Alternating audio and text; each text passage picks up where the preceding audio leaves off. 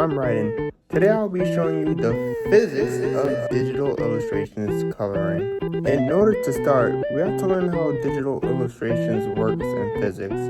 It starts by way of the 3, 2,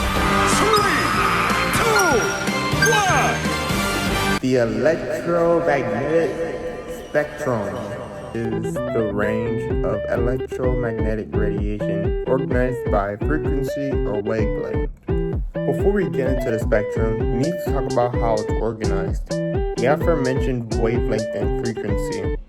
Wavelengths are the distance a wave travels during one complete cycle. It's essentially the distance between two consecutive points on a wave that are in the same phase, like crest to crest or trail to trail. Wavelength, denoted by the Greek letter lambda, is typically measured in meters.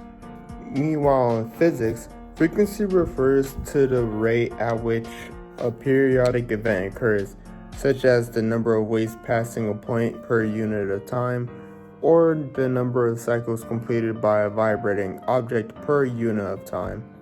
It is typically measured in hertz, which represents cycles per second.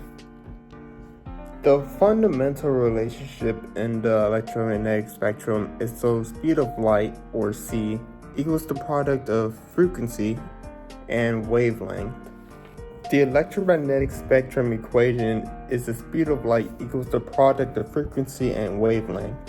This equation highlights the inverse relationship between frequency and wavelength, meaning as one increases, the other decreases. Now, with that out of the way, for this specific project, we won't be focused on the entire spectrum, but rather the small visible part of the spectrum, which is actually just called the visible spectrum. The electromagnetic spectrum encompasses a wide range of wavelengths and frequencies, and the visible portion of the spectrum, which human eyes can detect, is what we perceive as color. Each color within the visible spectrum corresponds to a specific wavelength, ranging from red, the longest, to violet, the shortest. I, for one, am a creation of an artist that used the electromagnetic spectrum to create me through his device that uses the spectrum as well. The electromagnetic spectrum in digital art can be represented in several ways, often using a visual representation like a rainbow spectrum or a more abstract representation of waves and frequencies.